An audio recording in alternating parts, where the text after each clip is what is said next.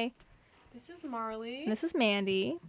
This is our show Hitbox. Yeah. Today we're gonna have a slightly shorter show. And we're gonna be talking about game sequels and series. Yes. It's gonna be a fun one. I'm excited. So basically, the idea for this week's episode is kind of how games change over time, and opinions about whether or not a game is good again. If, That's true. The second Yeah. time they make a game in a series, and I think I could be wrong, but in my experience, nowadays most AAA games have at least one sequel. Yeah. That's just how it works. That's true. So yeah. So we're gonna start talking about our favorite game sequels. Yes. So do you want to start out with that? Yeah. So one of my, and you will have much more to talk about, honestly, for this one. But one of the best game sequels I think of all time, and I think everyone pretty much agrees about this, is Portal 2. Yes. Oh my God. Yes. Portal 2 is. And I played it not when it came out, but pretty, it was a while ago. So I don't remember too much about it, but God, the story in the first one is just really great, and they just it's kind of the epitome, in my opinion, of what a sequel should be.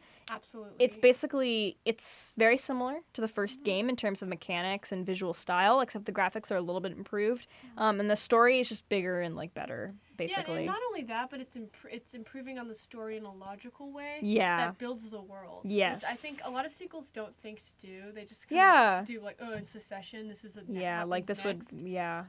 But Portal 2 really opened up the sort of Valve world. I don't want to say just Portal because Portal takes place in the same universe as Half-Life. It opened up the sort of Valve world a lot, and it was really exciting. I did play it right when it came out. I don't know if I did. I have no idea. You might have. I played it definitely around the time it came out, but I don't know if I'm not really sure. Yeah, I had an introduction of, spoilers alert, obviously. Just one of the most interesting and weird, unlikely villains. Yeah. And it was just, I don't know, it's just a fantastic game, and I think you're right about the gameplay mechanics and the visual style staying the same. Yeah, especially, I don't know, I feel like nowadays a lot of, especially AAA games with sequels, their kind of selling point on the sequel is always better graphics than last time and all this stuff. And it's I don't really care about that kind of thing as long as the game's good. And I think that, all you really need to make a sequel good is to have kind of a logical approach to how realistically that game would continue. And for Portal, it just feels pretty natural. Yeah, 100%. And they didn't change the main gameplay mechanic because that would be bonkers. It's called Portal. Yeah. But they added little tweaks to it. Don't fix what isn't broken. Exactly. There's so much to do with it too. Yeah, and they added so many great tweaks, different materials, you could spray different things around. Yes. They had laser panels and stuff in the first one, but I don't know. It's just Portal 2 in themes, in story, in gameplay is just, I would agree with you, probably the best game sequel I can think of. Another thing that I was going to mention too is just they kind of set them up. They set themselves up for success by creating a game that was a very interesting game mechanic. Portals is I'm sure it's been done before that, but definitely not to the kind of flawless extent that Portal created. And there's so much potential with that. There's and I just remember, the kind of point you get in the first one, I believe, where physics gets involved, and it's just so seamless. You're oh, of course. It's logical, and it also it's just I don't know, it's so incredible. There's kind of endless possibilities with what you can do with it. So it kind of makes sense that there was a sequel. Yeah, one of my favorite sort of mechanics or things you can do in Portal is when you throw a portal on the ground and one on the ceiling, and you have to get enough momentum, and it carries you. And they have to shoot it somewhere else. It's in the middle of the air. It's super satisfying. I know, it's wild. And the second game just made that better by adding but now you can spray bouncy material on the wall, and you're gonna go flying even further. It's just fantastic. Yep. And again, a satisfying ending too, and making the events of the first game not feel trivial. Yeah, and also I feel a lot of the time with sequels in general across every media platform kind of like you just said, kind of make the first one feel insignificant. Like, oh, this character died. Oh, now, but he's back. And it's like, okay, well, what's the point of playing the first one then? You know? Like, there's no consequence. You're teaching the player that there's no consequence. Exactly. But you're carrying on all the baggage from Portal 1 into Portal 2. It's just that, you know, the story gets more evolved. And it makes the conclusion of Portal 2 feel so much more satisfying. Yeah, and also, I'm really glad I didn't make another one. Yeah, no, me too. As much as I love things in threes, I always feel like things should be in threes. There does not need to be another one. No. And I think that they knew that, and it's really great of them to realize that, hey, we have this like franchise that makes a lot of money, clearly, and is super successful, but for the sake of the story, it needs to just be this. And I think that that's perfect. I think more people should be doing that in media now. Yep. Well, I'm going to talk briefly about, and I've talked about Oblivion before, so I think... Not in a huge extent. Yeah, so I have, like... Again, I know nothing about Oblivion. Elder Scrolls Oblivion is, I think, technically the fourth game? No, I think it's the third game in the Elder Scrolls series, because there's Arena, then there was Morrowind, which is also a great game, but Oblivion, I think, is the best game in the Elder Scrolls series. Not that Skyrim wasn't good. I think Skyrim was too much and also too boring and gray and two-dimensional. But Oblivion was really charming because it sort of recognized that this is a fantasy world. It's not like ancient Scandinavia or ancient... This takes place in oh my god, Cyrodiil? Wait a minute, I'm losing my mind. But anyway, it takes place in the area that the Imperials live in, and they're sort of based off of... I don't want to say British, but sort of like stereotypical Western medieval fantasy kind of role. And it takes that, but also recognizes that this is a rich fantasy world filled with a ton of other influences and creatures and bizarre things happening. And it ends up being this super charming, quirky, weird game, and it's full of glitches, and it's bizarre, and the faces look so bad. It's 2006. It has Sean Bean in it. I don't know. It's just wonderful, and it feels so lived in and sort of just a lot more friendly than Morrowind or Skyrim ever felt to me. As good as Morrowind was and as good as Skyrim is, Oblivion is really a game that feels like homey. That makes sense. Yeah, and again, Elder Scrolls doesn't really mess with the game mechanics that much. Unlike the Fallout series, where they changed drastically from Fallout 2 to 3 and then from New Vegas to 4, they really stick with the same mechanics throughout the whole series, and it really makes the sort of move into the next one easy. Yeah. The Oblivion combat system, I will say, is not super challenging, but I think as a game, it's really satisfying, and I think sort of tonally and artistically, it is the best one in the Elder Scrolls series. There you go. Yeah. Again, I can't really comment too much on it. I've only ever played Skyrim, and I've never played it past the intro sequence. Yeah, okay, that's one beef I do have with the Elder Scrolls series, that the intro sequences are super long. The Oblivion one, I think, is even longer than the Skyrim one. I don't care. I mean, it's interesting. But that was the only interesting part of it. I was like, I have to go through a cave now. This isn't fun anymore. I want to fight a dragon. In Oblivion, you start out in jail. And then the Emperor comes in with his guards, and he's about to be killed, basically. Yeah. And then he tells you, "I've seen you in a dream." Ew. And I think he's voiced by Patrick Stewart. That's hilarious. Spoiler alert, he does croak at the end of, but basically they open the secret, the reason he's in your cell is because there's a secret escape passageway that opens in your cell. And basically the guards are like, well, you could come with us. We really don't care about you right now. And you end up going with them, and everyone ends up dying except for this one guard. And he's like, all right, well, here's some gear, I guess. You're free. And you kind of get given this weird quest by the Emperor. It's a crazy opening. It's really frustrating, but it's the really satisfying part of it, which I don't really get in Skyrim, is you're underground in this dungeon for the first... depending on how long it takes you, 20 minutes of the game. Yeah. And then you walk out and it's this beautiful world that you get to that's explore. Cool. Yeah. Yeah. It's like Breath of the Wild. A little bit, yeah. God. So, in the interest of time, I'm not going to go too deep into Oblivion because I have talked about it before and I will talk about it again. Yeah, that's definitely. A promise. That's true. But yeah, it's the, this is going to sound weird, the doughiest Elder Scrolls game in terms of graphics. Everyone looks like they're made of weird Play-Doh, but it's wonderful. Very good. And I would die for it. Should I go into another one I like? Or should we switch back to you? No, I feel like you should talk about another one. All right. This one, underrated game, Harry Potter and the Prisoner of Azkaban. Go off. Mandy has not played these games. I've never even heard of them. Yeah, I don't know how many people have. I know that there's a weird internet contingent that has. Yeah, of course. It's a weird internet contingent for the everything. Harry Potter games are peculiar because at least the first, I want to say, I think only the first three are the really special ones.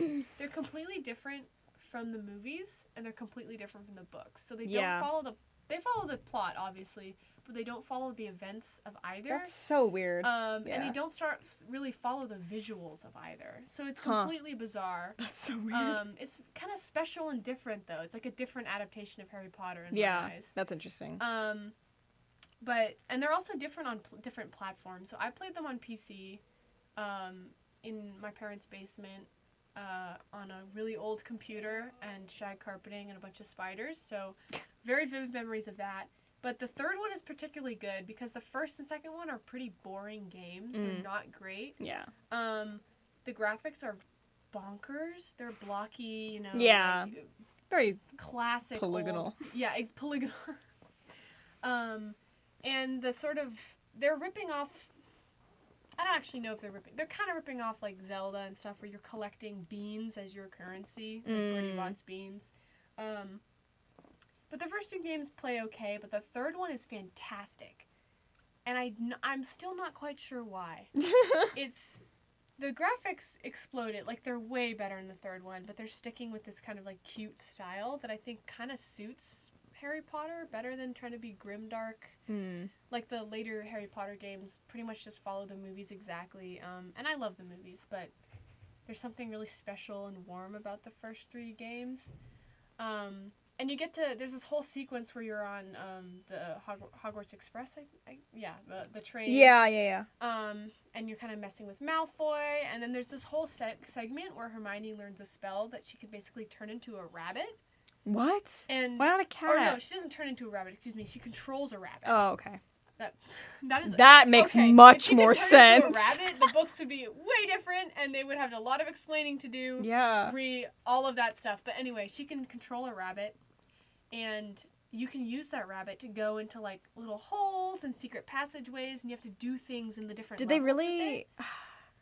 Did they really Latin. think that like a cat was too big? Because like Hermione's whole thing is that like she has a cat.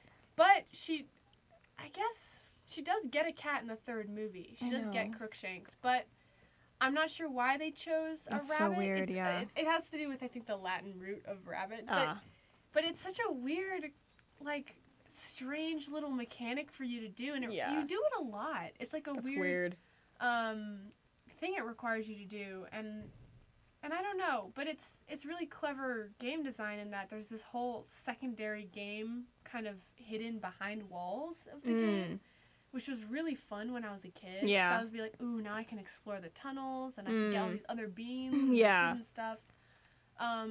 So yeah, I just think the third Harry Potter game is really special and different, and it feels like it could stand on its own as a game. That's wild. And then they never lived up. The fourth one was bad. They were just never as good after that, and I just drifted back to being, really into the books and movies and just not playing the games anymore. Yeah.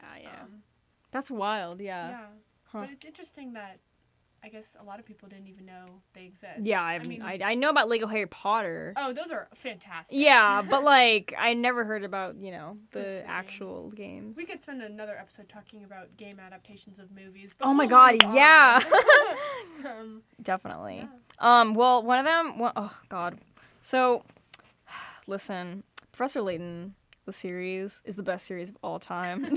And I think I wanted to bring this up because there's 6 quote-unquote games in the series. Yeah. Then there's kind of like off-branch games. Like there's a Phoenix Wright and Professor Layton crossover, which I also think is amazing.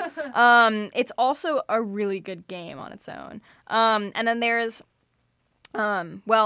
I'll mention that in one moment. But there's mainly 6. There's 3, and then there's the second 3, which are like the prequels, basically. So like Star Wars. And God, just every single game is better than the last one, which is why I love it so much, because there's no one sequel that is like profoundly better than any of them. And I'm sure that some people would disagree with me, especially since game 4 chronologically implemented 3D for the 3DS, and none of the other ones were 3D. They were 2D. Oh my God, I'm realizing you're right, because I'm playing Curious Village right now. Yeah, and they were all 2D beforehand. And it's 3D when you get to the 4th one, and it looks really bad, which is why the 4th one's my least favorite. But in the that's the 5th one. The 5th one implements 3D. Correction. And then the 6th one also has 3D, and they make it look a little nicer, but that one's story is just better. So the 5th one is probably my least favorite just because the 3D isn't so seamless. However, it's still a fantastic story, and like if you haven't played Professor Layton, I'm not going to spoil any of it because there's there's not enough time to spoil everything, and also they're just like incredible puzzle games. Like, even if you're someone who doesn't normally like puzzle games, I would highly encourage anyone to play it because the character design is absolutely incredible, and it never goes away. It never flattens throughout all 6 games. Except for Layton himself. Okay, Layton himself looks bonkers. His eyes are really bad. And he's, according to the wiki, exactly 37 years old. Yeah, I don't know why he's 37. Well, in the first 3. But, yeah, it's very bizarre. But the character designs are incredible, and the story is always amazing in every single one of them, and they just kind of keep getting more and more bonkers over time, but like you kind of roll with it because they're like quirky characters. My favorite one of the 6 is probably Diabolical Box, which is the second one. But Unwound Future is a close second, which is the 3rd one. And that's only because I've probably played those 2 the most, and I have such an emotional connection with the story. And there's just some, like, absolutely beautiful scenes. And the animation cutscenes in it are so seamless because they're just animated the way that they already look in the game. So it just feels like they're existing. And then I sound like a conspiracy theorist, like talking so fast about these. But in between the 4th and 5th games, there's actually a movie called The Eternal Diva, and it's also amazing. Like, it's just I wish more people played these games, and I'm always surprised that people haven't played them because they're incredible. I think they're like a very specific audience. Yeah. But they're super well known. Yeah, people definitely know what they are, but they I don't know, people just don't play them much. Yeah. But I mean, I, grew up playing these with my mom, basically. At a random family event, one of my cousins was playing the first one. And it was actually my brother's DS. My brother's much older than me, but, that was You just weird. heard someone yell in the hallway. Shriek is a better word for it. And then, I was like, oh, this is kind of cool, And I remember exactly what puzzle they were playing, so that when I went back and home and my mom's like, we should get that game because she loves puzzles and I love puzzles too. I always remember how to solve that one because that was the one puzzle that kind of introduced me to it. I have such a nostalgic feeling for these games. But man, the sequels, they just keep getting better. I couldn't not mention it. I think in the interest of time, we probably have to move on into what we're gonna talk about bad examples. We're basically just gonna talk about one bad example. Oh my God! Because we don't have that much time today. It's okay. But we can probably go till 7:40 at latest. Okay. I am gonna just I'm just gonna list some of my other favorite game sequels. Oh yeah, and I'll name Mario a Party couple. 7 is my favorite Mario Party because I remember playing it on GameCube with my sister. And I just think it's really challenging in a really great way. It's kind of like that's Monopoly. most people's favorite. It makes you feel nasty. Ew. That's true, and yeah. then Uncharted 4 / standalone DLC Lost Legacy, I think are incredible games and incredible pieces of cinematic storytelling. So maybe at a later time we can discuss those. Yeah. And then the one that I wanted to mention, which I've already talked about a ton before, so there's no real reason for me to talk about, is Animal Crossing New Leaf. Again, it's kind of a similar thing with Professor Layton, where, you know, in every iteration of this new series, it stays the same in its heart, but it just keeps getting better. And I think that New Leaf is just like incredible, and I can't wait for the new one because I'm sure it'll be also amazing. I'd love to play New Leaf again. I have Wild World, and it just wasn't doing it for me. Wild World is whack. We don't need to talk about Wild World. All right, so we're gonna hop into bad examples, and I'm gonna list 2, and then we're gonna talk about one. I think really in depth. So two examples that I don't think are good sequels are Fallout 4, sue me, and Spirit Tracks, which is a Legend of Zelda game for the DS. I don't think it's and a I completely bad game. disagree. Okay.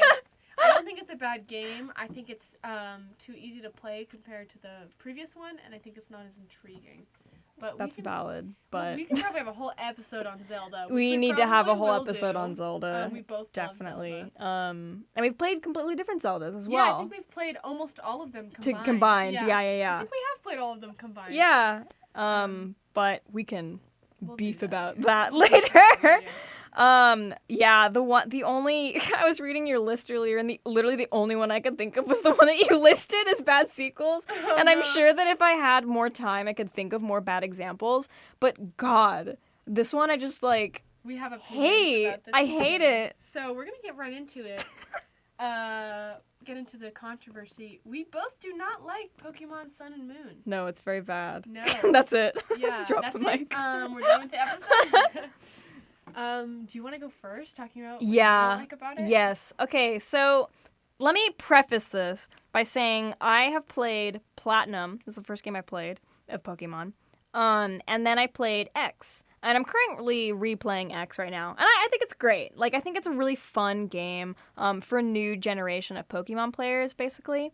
And for someone like me who definitely didn't grow up playing Pokemon, but like it now and like the concept, I think it's, like, really accessible for people to be able to play, like, a game like that. And people have mixed opinions on the newer ones, the 3D ones, but I like X a lot. I think it's really fun. I think the world is great, and also it's open and it's huge. There's lots of possibilities with it, right? Sun and Moon have so many great concepts, and none of them are, like, implemented well. No, they have an awesome starter 3. I thought the designs were super cute. Oh my God, they have some of the, like, 3 of the best starter designs, I feel like. the first time I really felt like, oh no, who do I choose? Yeah. When the other games are like, there's an obvious Okay, you have three. to pick the baby bird. Yeah, no, of course. Undeniable. Rowlet. Too. Yeah. No, but I always forgot start, his name for a start second. with a grass type though. Interesting. Yeah. But the world was beautiful. I like the NPCs. Yeah. The mechanics, and it didn't. Okay, here we go. Okay, so let's start with bad things and end with good things. Yeah. Okay. Yeah, we'll do that. So my main and pretty much only issue with it is that the entire game feels like a tutorial. Oh yeah, it never feels like you learn anything and then get to use it later. Yes, and it basically is just holding your hand the entire time, and it takes forever to do anything. Yeah, exactly. It feels like you're being babied, but everything you do is incredibly difficult because it's taking you forever. Yeah, exactly. Yeah. And I mean the story isn't interesting, but honestly, when has a Pokemon story ever been interesting? No, I started on Pokemon Diamond. I actually just started playing Pokemon games in high school because growing up, I thought it was just a card game and an anime. That's right. I literally didn't know it was a video game. So I funny. had a late start to the video game portion of Pokemon. So this is technically only the second Pokemon game I've ever played. Yeah. And I own Moon. I And do too. yeah, but like, you know, I tried replaying it for a little while, okay? And the first time I tried playing it, I didn't get very far, mostly because it takes forever to do anything. And also because again, it just feels like it's holding your hand everywhere you go. Like, I felt playing it like, okay, cool, I never got to explore. Basically, when it lets you into an area, you walk around for a few minutes, then you get interrupted by another cutscene. Exactly. There's no sense of like you belong in this world. No, it's like you're walking through it. Exactly. It feels more like a visual novel than anything else, which is really annoying because that's not what Pokemon is supposed to be at all. And I have nothing against visual novels, obviously, but that's not what Pokemon is. And it's just so frustrating to like want to play this game so badly because it is so beautiful. And I want to definitely go into like the Alola like evolutions and stuff like that. But how do you evolve anything if the game is like muddled and impossible to get through? It doesn't. You don't want to play it because it takes forever to do anything. That's kind of the what a Pokemon game in my eyes should do, which is what X did for me, is make it fun to grind. Yeah. Like, you want to grind because you want to make your Pokemon better, but you have to make it fast enough where the player feels like they're actually doing something. Yeah. And it just never feels like that in Sun and Moon. My problem with Moon, I have Moon too, is that the first two they're not really gym leaders. Yeah, they're gym leaders. They're kind of like gym leaders. The first two you face are super easy, and you beat them really quickly. And then Captain Mallow is... Okay, this might just be me. Fucking impossible. I still haven't beaten her. I don't remember if I beat him or not. Well, she was tricky because she has a big Pokemon, and then which is not impossible to beat. It has healing capabilities, so it's difficult. Yeah. But if you have fire types, it's pretty easy. Yeah. And then she has 2 helper Pokemon. Not fair. Alright? You can pull down, and I went into this like, alright, I defeat the main one, I'm good, I'm through, right? It took me like 10 tries to do that. And then I get taken out by one of these little Pokemon. Yeah. And I'm like, this just isn't fun. At some point, I went back, I collected more Pokemon, I really researched, I got the right types, I got healing types, I got fire types, I had all this stuff figured out. I kept going back and forth and back and forth. And yet I would still get destroyed every time in a different way. And it just stopped being like fun challenge and started being like, okay, this is chore. Really irritating. Yeah. And I'm not having fun doing it. I just won't play the game anymore. Yeah. Yeah. Yeah, I don't know. I don't remember if I got that far. That's another thing about the game that I dislike. So I remember nothing about it. Yeah, none of the characters are memorable. They're really great designs and they're really cute. Yeah. But it's like you don't get anything from them. No. Yeah. It's not memorable at all. Besides the fact that the Pokemon introduced in it are pretty great. Yeah. And it's building up to something, and then it's like, it's building up too easy, and then it's too hard, and it's too easy again. It's uneven and sort of, for me, it doesn't play naturally at all. It doesn't flow right. Yeah, definitely. I mean, the one thing that I do really love about Sun and Moon is that the Alola evolutions where they implemented this whole new thing where based on the region some Pokemon look different. So for example, Meowth is like blue. It's beautiful. Which I think is incredible. Like that's blue I was so excited when they announced that because I mean, that's how evolution works like in real life, like Vulpix and Sandshrew are like fantastic and they really did their research on like what this land would look like based on real places. Yeah. So, yeah, in terms of that, it was awesome. No, and I think that was really great, which is why I think all the rest is so disappointing, is because I got hyped up so much. It's like this was really cool, amazing thing, and then it just was really disappointing. Because you couldn't play it. No, it's not fun to play. No, and it's not. And it doesn't let you wander. No, it doesn't. Which is super frustrating. Yeah. And there's no really, like, funny NPCs. There's no, like, shorts boy. There's nothing, like, interesting, if you don't know the shorts. Fun... He's comfortable to wear guy, but anyway, it just didn't have any charm or joy to it. Yeah. I mean, in my opinion. Yeah, I mean, same here. Sorry for anyone who likes Sun really and Moon a lot. We just destroyed it in like 10 minutes, but if we had more time, and we'll probably come back to this topic. Yeah. We can talk more about like other games we dislike. Oh my god. Game sequels too. The sequel. Maybe we'll do that next semester. That'd be so funny. But basically, in my opinion, to sum things up, in game sequels, I don't think bigger is better. I think you should focus on definitely story, just like Portal 2. Yep. You should focus on story. You should focus on aesthetic and feeling, like Oblivion. Yeah. And you should focus on successful transferring of mechanics or updating of mechanics if Yep. need be. Yep.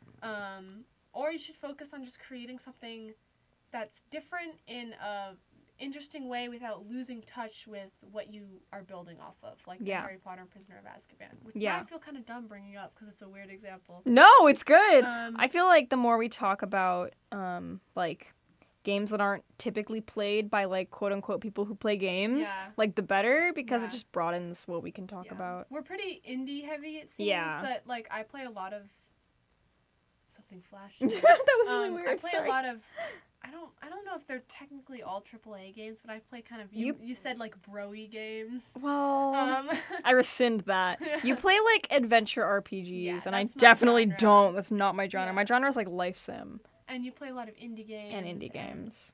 I'm like walking sims and adventure RPGs, so we keep trying to mix it up. Yeah. What we talk about. Yeah, definitely. So we'll definitely come back to this topic. We're not gonna. I mean, there will be a sequel. There will be the sequeling. Next week we're gonna do a longer episode. Yeah. To both make up for this and celebrate the end of this semester. Yeah, we won't be back after that for a couple weeks. Yeah, so we'll have an extra long episode next week. So tune back in 7 p.m. Yeah. Next week, and you'll get us for longer. Apologies for the shorter episode today. We are supporting a friend. Yeah, if you're at CalArts right now, you should all go see Much Ado About Nothing. Yes. Being performed. It's going to be great. And our dear friend Gray is in it. Yeah. So we're going to watch him be the comedic relief. Yeah. Yay. Right, so have a nice night. Yes. Happy Friday. And so long.